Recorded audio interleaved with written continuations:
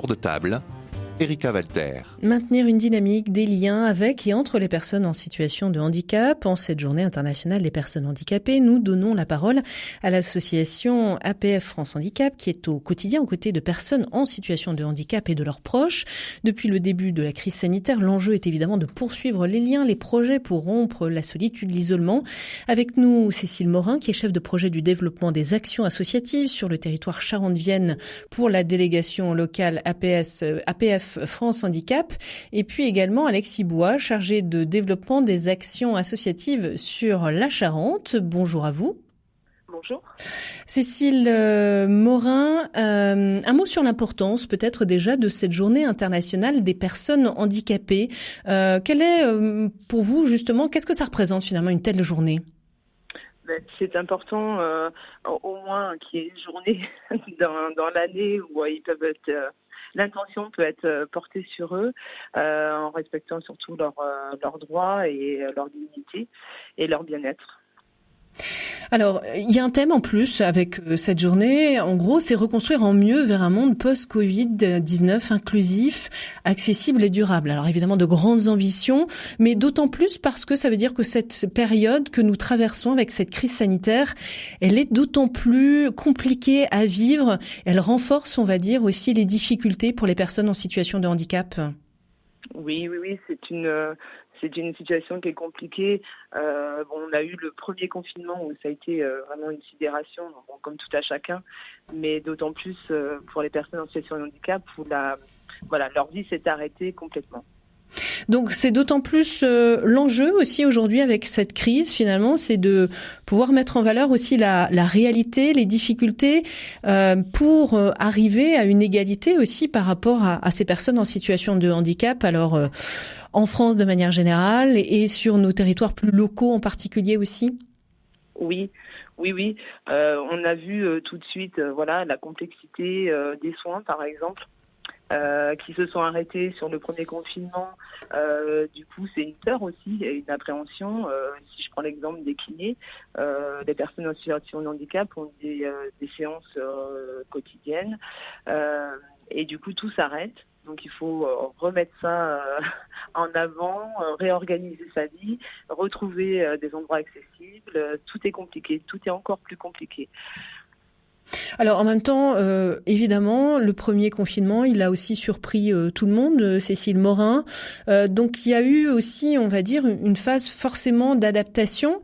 Mais quand la situation est déjà compliquée au quotidien pour ces personnes en situation de handicap, cette phase d'adaptation, il ne faut pas qu'elle dure trop longtemps, justement, parce que, comme vous le dites, il y a des soins qui s'arrêtent, il y a cette absence peut-être de lien, de contact, évidemment. Et donc tout ça s'amplifie. Et prend une dimension évidemment plus angoissante, plus stressante aussi pour les personnes en situation de handicap. Oui, tout à fait. C'est des personnes très isolées souvent, même si la famille autour, les aidants fatiguent aussi, et tout est plus compliqué. On prend l'exemple des masques. On s'est tous nous retrouvés sans masque, il fallait le mettre, pas le mettre, etc. Ça a été compliqué. Des gens qui font intervenir des auxiliaires de vie à domicile où ils sont employeurs, en position d'employeur, pas de masque. Comment on fait ? Problème de déplacement. Tout est beaucoup plus compliqué et cet isolement-là est insoutenable pour eux.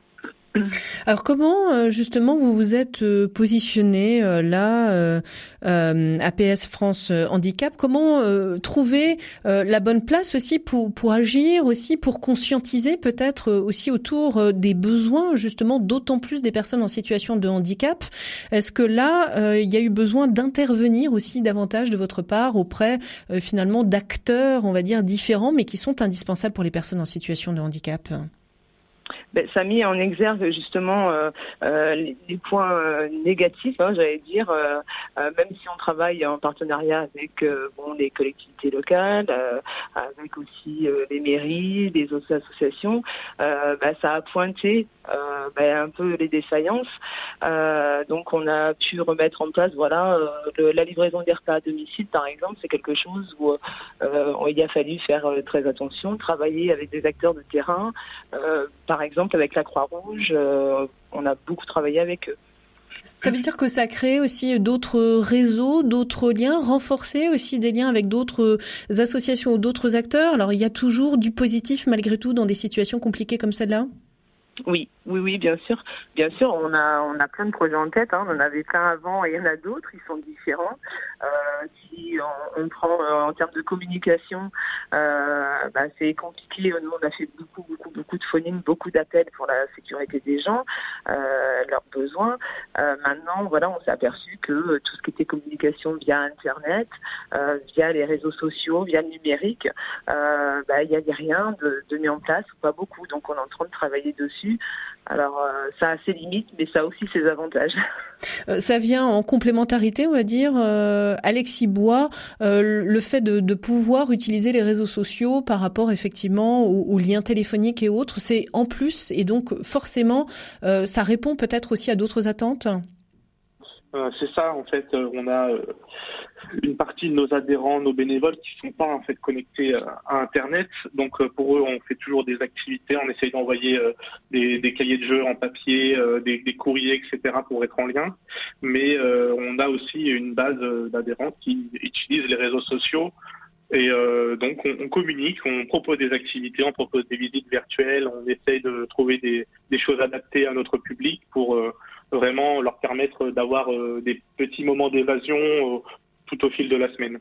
Oui, ce que vous dites là, le mot évasion, c'est véritablement ça, c'est pouvoir effectivement avoir d'autres perspectives, d'autant plus dans ce contexte de crise, donc avec quand même des informations beaucoup anxiogènes, et puis sur le fait de pouvoir effectivement encore moins se déplacer, encore moins être en lien avec les autres. Donc il faut, cette dimension d'évasion, elle est essentielle. Alors oui, elle est essentielle de trouver, de pouvoir en fait avoir le moyen de sortir de cette crise anxiogène, de pouvoir trouver des ressources, penser à autre chose, s'occuper en famille avec d'autres adhérents, avec des bénévoles, de vraiment rester en lien en fait entre nous et rester en lien aussi avec la vie et le dynamisme qu'on peut avoir en dehors des temps de crise.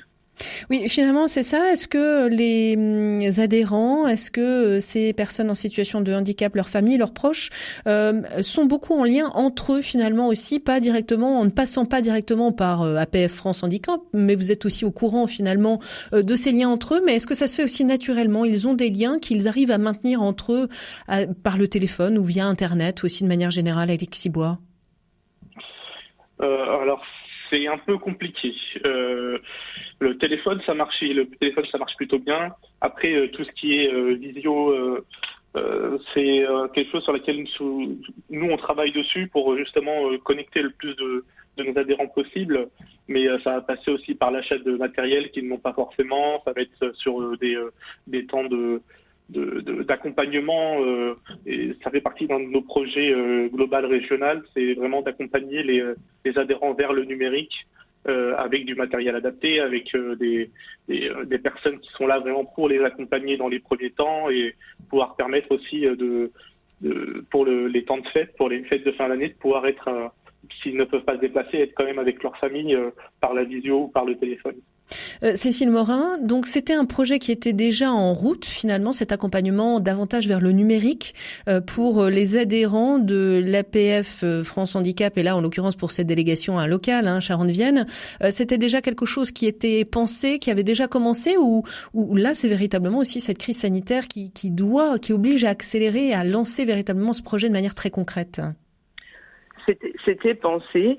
Maintenant, il n'y avait rien d'arrêté, mais là vraiment, ça a été, j'allais dire, dans l'urgence, et on l'a tous vu, nous, par exemple, pour le télétravail, des choses comme ça. Et là, vraiment, pour rompre cette solitude-là, pour recréer ce lien, alors nous, avec les adhérents, mais aussi eux, dans leur propre vie, dans leur démarche aussi, pour leurs droits, par exemple, il faut vraiment qu'on accélère les choses. Et là, vraiment, on a ce qu'Alexis disait, on a vraiment un travail régional qui est en place pour pouvoir former les gens, alors ceux qui le souhaitent bien sûr, mais pour pouvoir aussi leur démontrer certes les limites de tout ce qui est Internet, le travail par Internet, mais aussi tous les avantages. Et on voit que la crise, elle permet aussi ça, si on doit en tirer des choses positives, en tout cas celle-ci en fait partie, quoi.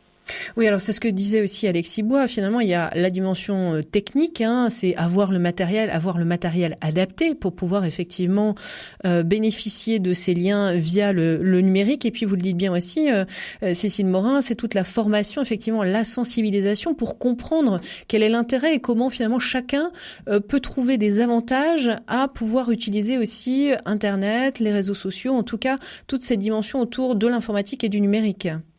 Oui, voilà, on a d'autres exemples.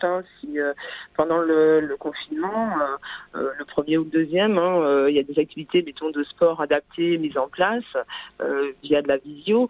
C'est quelque chose qui d'habitude se fait en présentiel. Tout le monde, nos partenaires, ont réagi très vite.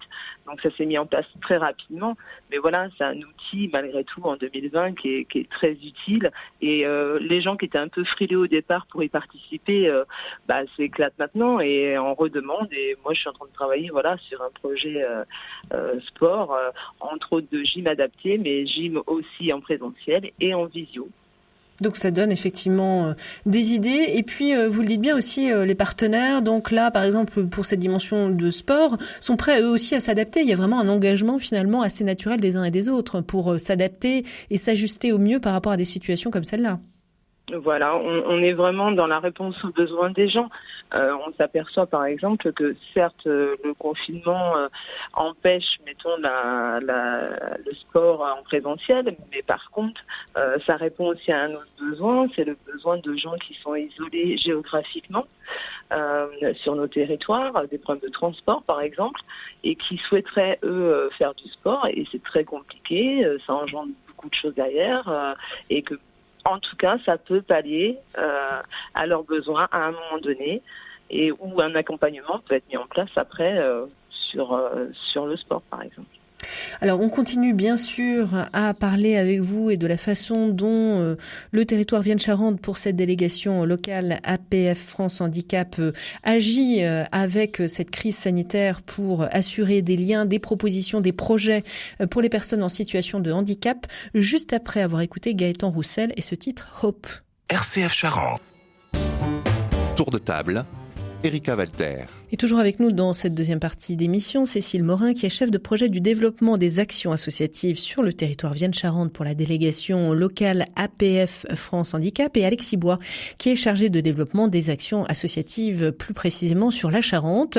Cécile Morin, juste avant d'entendre Gaëtan Roussel, vous évoquiez l'isolement géographique sur les territoires. Alors évidemment, pour la Vienne et la Charente, c'est une réalité de territoires qui sont plus ou moins ruraux. Est-ce que ça, c'est une difficulté en plus, effectivement, et vous avez ressenti, là, à travers cette période de crise sanitaire jusque-là et à travers ces périodes de confinement, cet isolement géographique comme une difficulté, effectivement, supplémentaire, en tout cas un ressenti encore plus difficile à vivre maintenant, parce que ça l'est déjà au quotidien aussi? Oui, ça a été compliqué en milieu rural, tout simplement par rapport aux infrastructures, déjà en premier lieu. Si on prend l'exemple de Poitiers, on a le service de bus de ville et le service de bus Handibus qui est tout le temps accessible. Là, par exemple, si vous prenez quelqu'un dans le nord de la Vienne, ça va être beaucoup plus compliqué pour aller faire ses courses si la personne n'a pas de moyens de locomotion, par exemple. Alexis Bois, c'est la même réalité, c'est les mêmes retours sur la situation en Charente d'adhérents, de personnes en situation de handicap? Oui, tout à fait. C'est vrai que dans les agglos par exemple dans l'agglo d'Angoulême, c'est assez facile de circuler, d'avoir des bus adaptés, les Movibus. Mais dès qu'on s'éloigne un peu, on est vraiment dans les villages éparpillés un peu sur la Charente, c'est tout de suite beaucoup plus difficile de se déplacer. Et ça veut dire que donc là, d'autant plus en période de crise, d'autant plus en période de confinement, il faut que ces personnes en situation de handicap soient bien entourées, entre guillemets, par leurs proches pour pouvoir justement assurer, on va dire, leurs besoins du quotidien? Oui. Puis c'est le rôle aussi, j'allais dire, de tout citoyen. C'est-à-dire qu'on a vu, alors si on part du milieu rural, comme on y faisait référence, on a vu aussi une mobilisation d'entraide de voisins, par exemple. C'est important que tout le monde puisse, à un moment donné, se préoccuper de ses voisins en situation de handicap, âgés, sur le besoin, en tout cas d'urgence, mais sur la vie en général. Oui, Alexis Bois, en Charente aussi, il y a donc ces exemples de vivre ensemble qui s'expriment finalement assez naturellement, de solidarité naturelle, on va dire, entre personnes, et donc aussi autour de ces personnes en situation de handicap. Alors oui, il y a eu de l'entraide, notamment sur les personnes que l'on sait isolées. Il y a des voisins qui sont venus.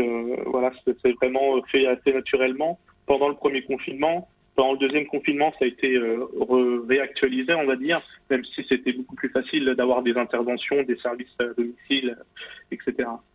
Est-ce que globalement, Alexis Bois, les adhérents d'APF osent finalement vous interpeller, osent venir aussi vous parler de problèmes qu'ils rencontrent là depuis la crise sanitaire et avec ces confinements, finalement de problèmes auxquels ils sont confrontés? Est-ce qu'il y a ce lien de confiance qui fait que c'est facile et qu'ils osent et ne pas attendre finalement pour faire part, pour témoigner d'attentes, de besoins qu'ils auraient? Alors, on a certains adhérents effectivement qui nous appellent pour avoir des conseils pratiques ou qu'on les aide sur certaines problématiques. Mais il y a aussi le fait que nous on les appelle, on regarde le lien avec des appels téléphoniques et on leur demande si tout va bien et on essaye de converser avec eux pour voir quels sont leurs besoins et quelles réponses on pourrait apporter ou alors quelle orientation vers des services adaptés on pourrait faire pour eux. Ça marche dans les deux sens, j'ai envie de dire. Oui, Cécile Morin, c'est donc cet ajustement permanent, il passe par ce lien direct, finalement avec des initiatives d'un côté comme de l'autre, de vous, association, et puis de deux comme effectivement adhérents qui peuvent avoir et voir évoluer aussi, on va dire, leurs besoins au fur et à mesure finalement de l'avancée de cette crise sanitaire. Oui, bien sûr. Et puis on a surtout eu à parer à l'urgence. Moi, j'ai une pensée surtout pour les gens où on a vu un changement au fur et à mesure des conversations. Les besoins étaient différents, leurs réactions étaient différentes. Je pense au soutien psychologique, par exemple, et qui doit être important parce que les gens, pour certains, ont décompensé ou il y a des points de vigilance. Et c'est aussi les amener à voir la vie un peu autrement, le lien social par exemple, des gens qui étaient isolés, qui n'osaient pas, on les amène à discuter et à prendre conscience que c'est important aussi d'aller vers les autres, de faire des activités, voilà. Donc finalement, il y a des prises de conscience, il y a des évolutions véritablement, a priori, vous pensez, de comportement aussi, finalement, d'approche réelle, de remise en cause, finalement, de ces personnes. En tout cas, c'est le cas pour certaines personnes. Cécile Morin, et ça peut être positif pour la suite, on va dire, parce qu'on va en sortir, bien sûr, de cette crise sanitaire, et donc avec sans doute un autre élan, une autre approche aussi pour certaines personnes. Oui, on va en sortir. On est très positif, mais on va en sortir rapidement, surtout. Mais c'est surtout que, eux aussi, ça leur a permis de voir, par exemple, je ne sais pas s'il n'y avait pas des choses de mise en place au niveau de leur quotidien ou d'une aide particulière. Je pense aux auxiliaires de vie pour, par exemple, du ménage. Là, ils se sont rendus compte que vraiment, il y avait un besoin. Si avant, ils y palliaient un peu, Donc, ils sont aussi demandeurs et à nous de les accompagner vers les bons services. Cécile Morin, est-ce que ça va changer aussi un peu dans l'organisation ou dans la façon finalement de suivre, d'accompagner les adhérents? Est-ce que cette crise sanitaire, elle va changer des choses, des aspects ou dans votre fonctionnement? Parce que vous disiez, il y a des projets qui naissent, donc cet accompagnement vers le numérique qui est en cours davantage. Vous parliez du sport aussi avec une autre approche peut-être possible en dehors du présentiel. Est-ce qu'il y a d'autres projets comme ça qui naissent ou d'autres approches qui apparaissent comme prioritaires aujourd'hui et qui vont se mettre en place là certainement dans les semaines et mois à venir? On a entre autres les visites à domicile qui par exemple nous ne faisions pas auparavant. Ce rapprochement avec les gens hors grande agglomération. On était un peu éloigné d'eux et voilà, on est en train de travailler dessus parce que c'est important d'être au plus près des gens, au plus proche des gens. Et ça peut correspondre effectivement à une attente réelle, à un besoin réel. Et il y a vous avez la possibilité de les mettre en place, là, la délégation, avec les bénévoles qui sont aussi là autour de vous, autour des équipes de salariés? Alors, on a bien sûr des bénévoles, alors qui interviennent un peu moins à l'heure actuelle face à la situation. Aussi, voilà, ils peuvent être inquiets eux aussi, donc voilà, il faut aussi les rassurer. Mais bien sûr qu'on a besoin de bénévoles tout le temps, tout le temps pour tous nos projets. Je pense à la délégation d'Angoulême, par exemple, où il y a la friperie. C'est quelque chose, voilà, qui sert à la population, qui s'est arrêté de fonctionner, où il y a des besoins. Et voilà, il faut tout réorganiser en ce moment et peut-être réfléchir à d'autres façons de proposer ce service. Alors Alexis Bois, justement, cette friperie solidaire, elle rouvre mardi prochain, donc ça c'est plutôt une bonne nouvelle. Mais vous avez donc les bénévoles, l'équipe, pour pouvoir effectivement aussi faire tourner, entre guillemets, à nouveau cette friperie? Oui, ça rouvre. Donc mardi prochain, on a fait un gros travail de réorganisation des locaux pour pouvoir proposer un protocole sanitaire et ouvrir en toute sécurité, à la fois autant pour les personnes qui vont venir dans la friperie que pour les bénévoles qui s'en occupent. Donc on a notre équipe de bénévoles qui est prête, qui était prête depuis le premier jour à rouvrir dès que c'était possible. Et donc avec eux, on a travaillé sur vraiment cette réorganisation, cette nouvelle proposition dans une salle plus grande pour accueillir plus de personnes et être vraiment en sécurité pour accueillir les visiteurs et en même temps les clients. Et avec un service là, vous le sentez qui manque quand ça n'est pas actif, entre guillemets, cette friperie solidaire, elle manque? Alors oui, on avait pendant le confinement, on a eu des appels de personnes qui nous demandaient si c'était ouvert, si on pouvait déposer des vêtements pour qu'on puisse les recycler dans la friperie. Donc oui, je pense que et dès les premières annonces du gouvernement sur les réouvertures des commerces, on a eu des appels pour nous demander si c'était ouvert, quand est-ce que ça allait reprendre. Oui, donc ça permet un lien réel en fait entre l'extérieur, les adhérents, les bénévoles, les salariés. Enfin, il y a vraiment un tout finalement à travers cette friperie solidaire. Oui, tout à fait.